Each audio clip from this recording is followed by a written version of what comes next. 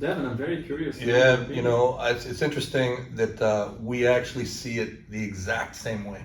Exact. Every single word that you said, I agree with 100%. Even in the order that you said it, I have the exact same feelings about where the rankings are right now.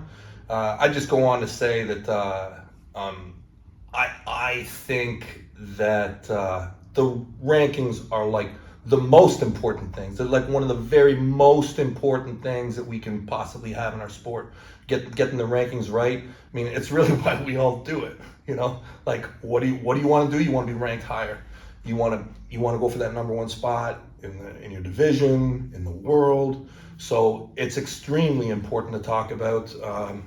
It just so happens that after number one, it's a bit of a mess. It really is. Like, it seems like there's a clear number one, and then it's just a total. It's murky. It's super murky. And if we hadn't had the Siberian Pro Show, if that hadn't have happened, I would have said Vitali's clear number two. I would have said, fucking Levon, Vitali. And then it starts to be weird after that. But now it's like it's weird at number two. Yeah. Yeah. Honestly, I want to add something. Because when I have a match with Dave, like a lot of guys put me in a favorite, don't think about my favorite, that I'm in a favorite. I don't want to make any excuse, because if you go somewhere, you need to be prepared. That's the truth. But after that, Dave lose to Gennady. It was also a surprise. After that, Vitaly lose to Dima, it was also a surprise. And in 2 days, just guys, imagine what will be. Then it's all a mess. Then everything's a mess. Yeah. And one more thing I'll say about the rankings, which is cool. I feel like there's like kind of three maybe ways to look at the rankings. There's like a 1, 2, 3, 4, 5, like where it's a little bit subjective. There's a placement. And then I feel like there's another way to look at it. All that matters is who has the belt or who has the hammer, and that's it. And everybody kind of feels like, but the one that you got to get right is the number one. I think that's the one that we always have to make sure is the most right, and that's what is cool about this event, is because it'll even further solidify the number one spot.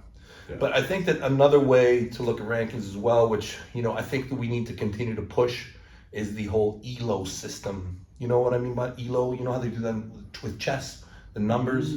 Yeah. So the points, yeah? Yeah, points. Yeah. Yeah. I think that we should definitely work towards adding that as like something that everybody's kind of aware of, because, you can have a great performance and then you lose, and it's like the end of the freaking world. I'm absolutely agree with this. Like, I saw a lot of people who had Vitali drop to like number 8, and I'm like, this is crazy. Yeah. This is crazy. Nobody just understand that it was No. up to this day. He was you maybe can't sleep bad, not prepared or something. You cannot do that. You easily. cannot drop Vitaly Laletin to number 8 based off of a single performance. Yeah.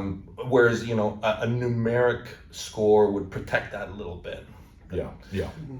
Yeah, so like the current rankings are very a double coin thing. Like one side is okay, it's a bit messy, like who is second, third, fourth, fifth, but on the other side is good because we need a lot of matches to settle this out. But Devon, I want to ask you this because it really struck me. So when you were talking about the rankings, you said we have to know who's the number one, and something lit up in your eye. What would mean for you to be the number one arm wrestler in the world? Oh. But I really want you to think about it. Like, what would really mean to you? Oh, it's crazy, right? Like, I mean, we spend our whole lives as sportsmen or sportswomen chasing that. Like, every single kid has the dream of being the best in the field of their choice. And I really feel like I have done it. I feel like in 2008, until I kind of had surgery in the right hand, I did that. I know it's an amazing place to get to, even if it's just for a second, even if it's just for a day, to look back and you can say, that maybe what you were doing worked. Maybe you learned something. So, for me to do it again at 47, yeah, it would, well, it would be a good day. Yeah, especially against the Levant. Yeah, it'd be great. It'd be great. So, Alex, I know that you're going to Canada in August. Yeah. Probably you're gonna meet up with Devon, hopefully. So let's spice things up. Who's gonna win between you two? Are you ever gonna compete Oh, together? he's gonna kill me. Of course, He's sparring way doesn't too matter. strong for Sparring me. doesn't matter. Acting He's doesn't way matter. too strong. How do you see things going? He's a superstar, but he's so friendly superstar. If you understand his humor, you just love him. He just like move all these big sheep of arm wrestling in the good future because. Nobody actually know arm wrestling sometime before, and arm wrestling now is growing up. Now it's goes bigger. We see that now it's come back to bigger show, bigger events, and it's so cool when you meet the guy who inside from early beginning, who know everyone, who know a lot of stories, who can open the door for this magic world of arm wrestling for you. So to train with such a guy it's a beautiful, nice opportunity. Just to take a piece of experience from him, it's a lot for me. Really, I appreciate it. What a nice guy, eh? Hey, Alex has a destiny. I think that we all know it. I personally, I thought you were gonna beat Dave too. But it's pretty clear to anybody who's watching that Alex has a destiny. I am very certain that his name is going to be on that legacy hammer one day. It's just a matter of when. You watch how fast. I remember when you got into the top. I saw bits and pieces of you competing before, and you could tell you were awesome. And then you got into the top 8, and it was clear that you were young and you were new, and but there was a lot to work with, and you had the best matches of the whole top 8. Your match with Angarbayev, in my opinion, that's the best match of the entire top 8. And then you had the best match for the qualifier, you and Krasimir. Yes. That match it was completely crazy. Your hand is really, it's pretty special. So, I mean, if I'm able to get a win on you now, I'd be happy. I don't think I'd be able to get many, but I look forward to it for sure. Yeah. For sure. And by the way, if I may add very selfishly that thank you, Devon, for what you did for the sport, for what you have done, for what you're doing, and for what you will do. I think when people say who's the greatest of all time, of course, athletically, I would consider John, but the Mr. Arm Wrestling, the man who did the most for the sport and sacrificed the most, I think it's you, the man standing here in front of me. That's really nice. I would really like to thank you on behalf of the whole community. There's a lot of people. Thank you, Devon Larratt. There is a lot of people. It's really nice of you to say that. There's a lot of people who do a lot of work, and I found myself luckily in the right place for a lot of things. But yeah. Okay, so very quick predictions of the fight that are going to happen the 25th. Who's winning between Levon and Devon? Just say a name. Doesn't matter. You can say a name right now. No, guys. Name no right way. Now. I will not give you the name. Hey, come on. I will give you the prediction. My prediction that, like I said before, it's 2 different kind of schools, 2 different kind of arm wrestling world part will be beaten in a few days, and this guy already do some magic before. For example, the day he won with Andrey, honestly, everyone was expecting that Andrey will win, that Andrey will crush him, but he did this, and he did a lot of time. So if somebody find the key how to find the weakness part of Levant, of this rock, of this mountain, I believe that Devon has a best chance. But something inside me says me I need to be honest that Levant is strongest wrestler who ever lived. Yeah, ever lived. So favorite is Levant, but Devon is a guy who can make a miracle that day in their fight. Okay, between you and Corey, who wins? something said at me. Okay. But are you ready for the tough? You're ready play? for a tough match. This In one. between Irakli and Marcio. I think a little bit more for Marcio because I watched his fight with Tobias and he was really, good to change the styles and to find the key. That's why. And Devon, between Marcio and Irakli, who you got favorite? I think that Marcio will win, but I think that there's a chance that Irakli will fold his wrist back. A lot of people draw comparisons between Todd Hutchings, Irakli, Todd Hutchings, Marcio. Todd Hutchings is really weird. Like, if you take Todd Hutchings' hand, it doesn't really matter. Not really. But if you take Marcio's hand, it does matter. Marcio can arm wrestle without his hand, but not like Todd Hutchings can. So it's not the same kind of straight progression. I think that Marcio will win. I'm very curious about that round one.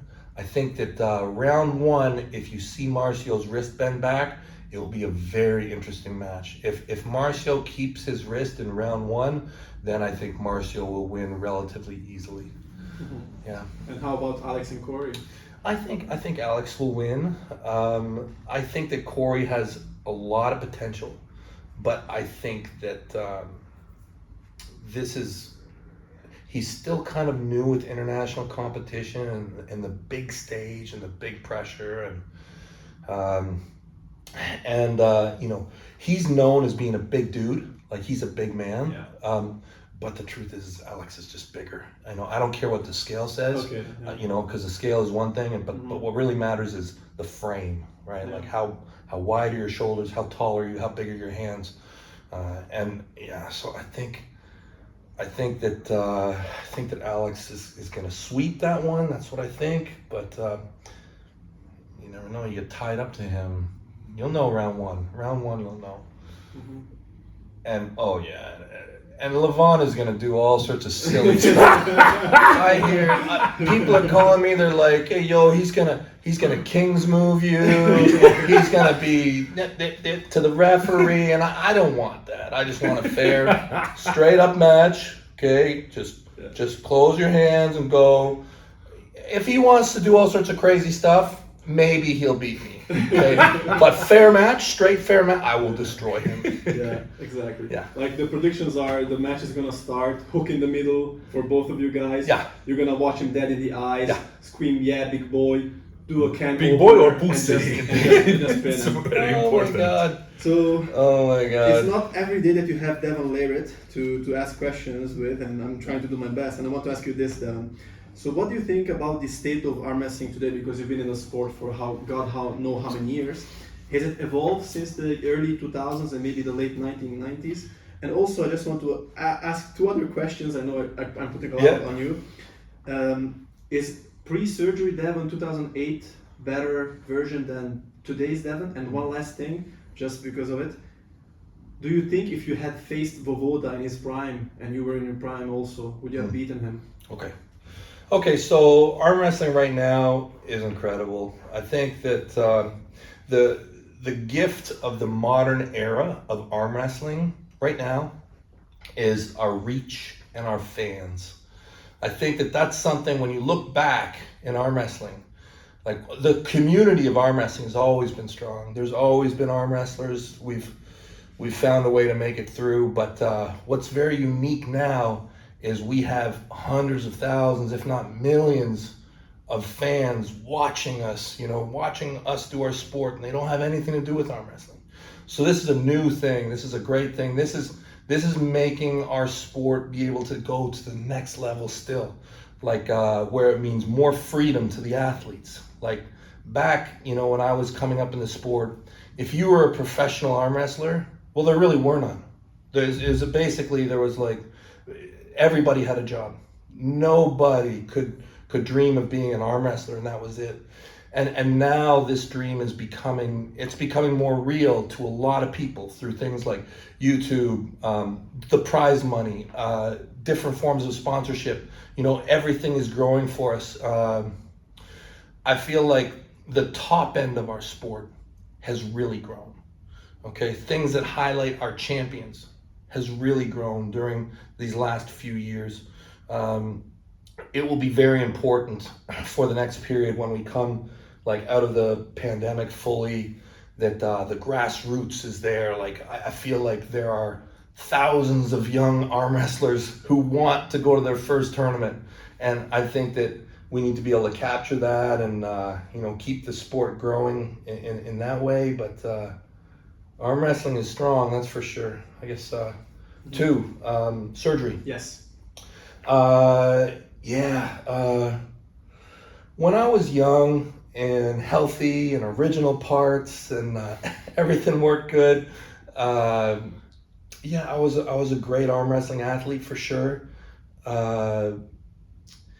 But I've never, even though like there's been dips, and I've never stopped loving arm wrestling as a competitor as well. So I've never stopped trying to get better. So, when one piece failed, I would keep on developing another piece, and then sometimes all your injuries can get cleaned up, and then you have this athlete that can do a lot of things on a certain day. And the past, I'd say, calendar year for me, from the time that I faced Michael until now, I've had a second peak.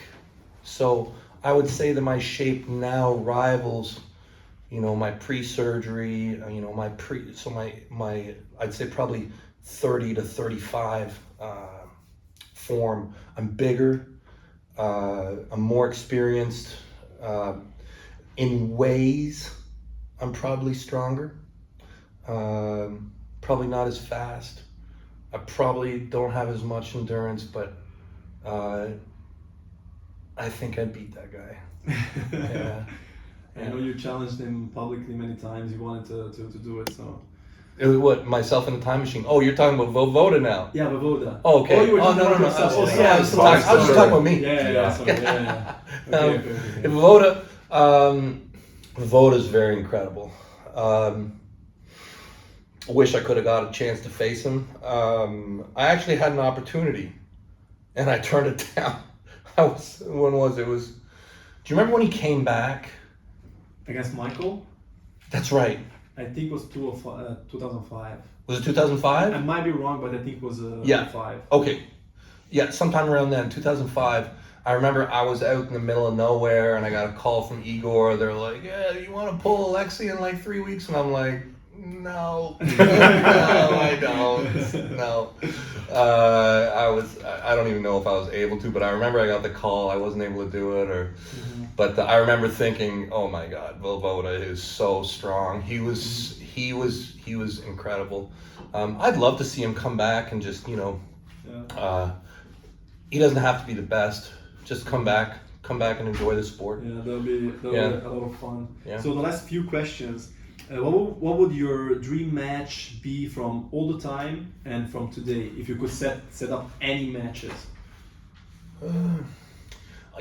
First one that just popped in my head was I would like to see Dennis and Richard Lupkes have a super match. Oh yeah, exactly. Because they had such a great match at the Arnold's. Yeah. And I feel like they were both just monsters of strength. I feel like Richard Lupkes, when he was the best, he was another guy like Levon, who's considered to be just way ahead. There was like Richard Lupkes and then all these people like way down here. And Dennis, same kind of thing, total monster. Good match. Yeah, Alex? For me, was one of most interesting matches. It's John and this guy. In their prime? In both of them, like when they was comparable by weight, you remember? I think 208 they were in their prime both. I after remember that John sometimes won, sometimes Devon won. Like laterally, Devon won once more. Yeah. But at the beginning, when it was not clear, I remember how it was excited. It was actually one of my favorite matches because John was like unbeatable by years, and I don't remember actually someone who beat him in arm fight Only he. I think only that guy. Yeah.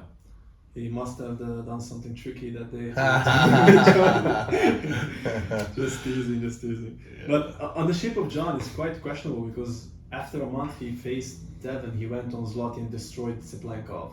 So it was like a big debate. Dennis was still was still wrong. I think so. Mm-hmm. Dennis just a short time after that is when he got really good, I think. Yeah. Okay, so last few questions because then we have to go. If Pushkar was alive today, where would you rank him? Where would you see him? Yeah, he'd definitely be up at the top somewhere. Mm-hmm. Yeah. He was, the last tournament there, he was so impressive. Was that A1? I think it was A1. Russian he A1? beat everybody. Yeah. Just flash Dave Chafee like Everybody. nobody like that. Yeah. So strong. Mm-hmm. I always thought Andrey Pushkar is the greatest tournament arm wrestler that we've ever seen. That was always what I believed. I just felt like I only ever saw him win. Like, yes, there was Dennis. Okay, Dennis is a monster. Yeah. But when it comes to winning WAF, super heavyweight division. Yeah. He just won year after year after year after year. That was crazy. Yeah, yes. Yeah. For me, Andrey is like a guy who was not the biggest, but maybe even not the strongest, but his spirit, his like motivation, he like goes, even he has the tough matches, losing sometimes, and after that he come back to training hard and put his heart on this training and come back stronger, better. I remember how important for him, we speak with him, he was a very good friend of mine, and he is. Like he has matches with Michael Todd, and for him it was like breaking of the something in the mind to go to different style, because for him it was a little bit hard to change the style to make that victory, and he did it. So when I remember, it was so excited about the match between him and Dennis. Unfortunately, we didn't saw the match. Yeah. I was believed that he was in the best shape in that day, but still we don't saw the match. May he rest in peace. Yeah. Okay, so last two questions, the funniest and the trickiest, and don't take it too seriously, Devon. And we have to go to the press conference, not the rule meeting, which is going to be super What time fun. is it? We have like 1 hour. Okay. Yeah. Hour. So the thing is, they ask like, why Devon don't compete with the European? Is it true that? wait, just a second. Is it true that the last European who faced right-handed high level was Ivakin Taras in 2004? No, it's not true. Who was the other one? Every single guy who went to the WL. Oh, like the Americans who beat the Europeans. Right? No, the Europeans who came over and showed up. And who did you beat? Oh, I remember there was. If I may ask. Norman's Thompson's was in my class. So I was in the 225-pound class. I don't even remember because I fucking destroyed them all. Yeah. I don't even remember. So just the kill. But here's the thing. We tried to get matches. Okay, so for the first thing, like prior to a certain, ranking or status, I'll say, I really didn't have to go to, Europe. Yeah. I mean, a lot of the guys who I was arm wrestling, they were WAF champions. But they just happened to be in North America. I didn't have to travel. And then, it's funny because I get a lot of criticism for this lately. So we can clear it up there. So we tried to get matches with some Europeans after I beat John, and it was very quiet. It was very hard. And don't take my word for it. Talk to promoters. Like, we offered all sorts of different things to all sorts of different people, and it didn't really go. And then so that was like up till 2012. From 2008 till 2012, it's just hard to get a match. And a lot of people say, well, why didn't you go to the tournaments? I liked super matches better. I just did. I was a super match puller. I thought that was the future of the sport. I thought that was the most clear and concise way for a number one ranking to move from one person to the next. And So then I had surgery. So then it didn't really matter, right? Like whoever. But what happened is I got involved with the WAL. And that was a contract. Okay, so I'm exclusive. Yeah. So I'm exclusive from 2000 and basically 14 or 15 all the way through till 2017 when the finals happened and then it was got dissolved.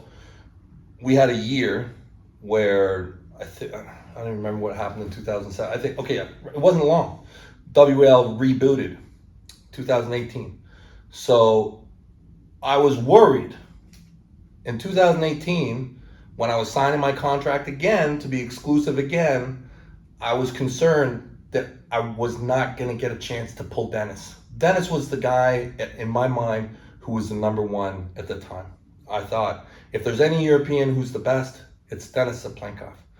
So I went out of my way to when I had the contract written. I said, but I cannot miss the opportunity to pull Dennis. I said, so I had it written in the contract under any terms, under any way, I get to pull Dennis, no questions asked. So I got that written in the contract. I was still exclusive. The opportunity to pull Dennis came up, I pulled Dennis. So then, still in the WAL, pandemic. Okay, so since pandemic, Michael Todd, John Brzenk, Yes. I'm pulling a European. Absolutely. I'll pull anybody. It just it has to make sense. Yes, of course. And then if I may break two spears in your favor, I know you were invited in top 8. You and Michael were both invited, but you couldn't participate. Exactly. For yeah. And you're going against the biggest, most baddest European that has ever lived. So I think that's our question. It's crazy that people say, listen, there's all sorts of crazy people on the internet. Yeah. Crazy people. I think people should just, when they look at the internet, they look at Facebook, because I'm sure we all do, because we love arm wrestling, so everything we can absorb, we absorb. The first thing you should do is you should look at the profile. If it's a fake profile, you should just right away be like, okay, this guy... Troll. Yeah, they have an agenda. They have an agenda, and their agenda is not straight. Okay? Yes. Right? If their agenda was straight, they would have it be their own, be a person.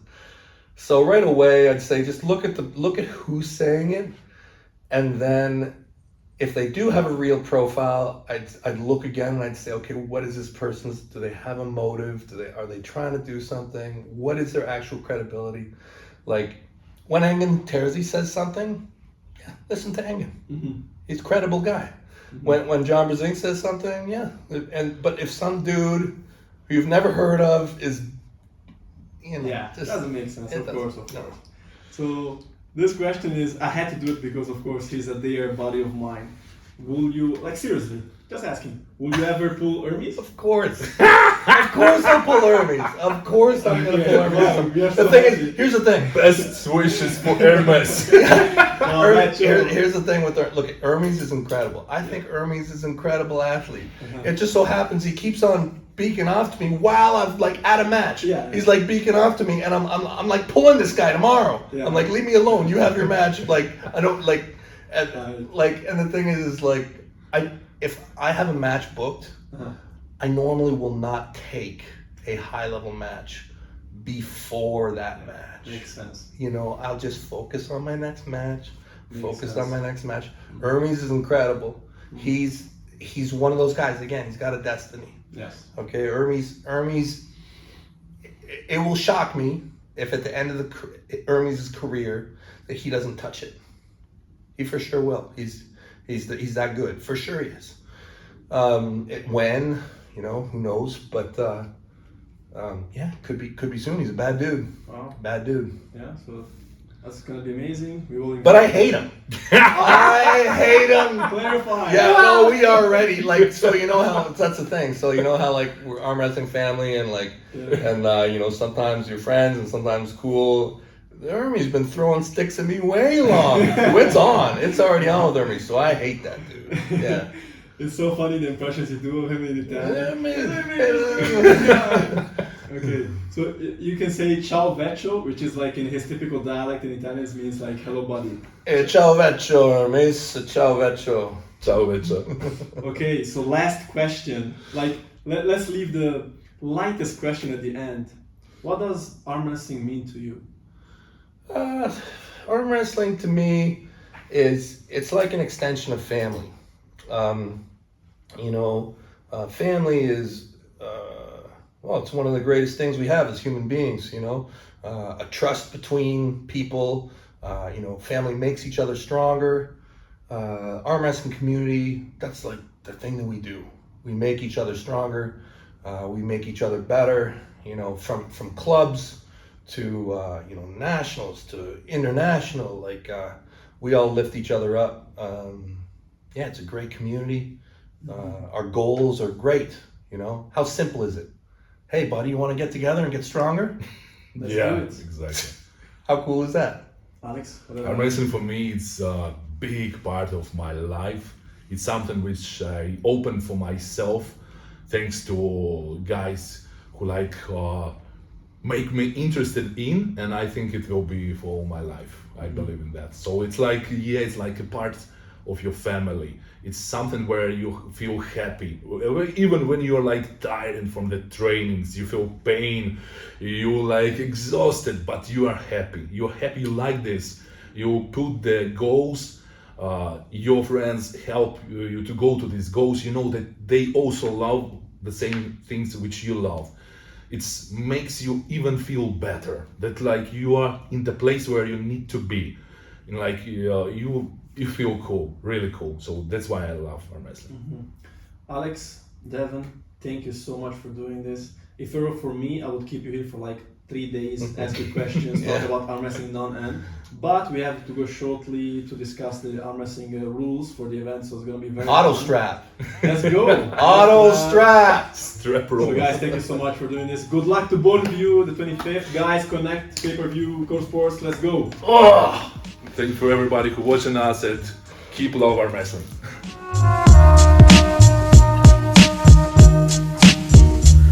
I ain't a one-trick pony, got a whole bag of magic. The snare, kick, hat, sample, and raps.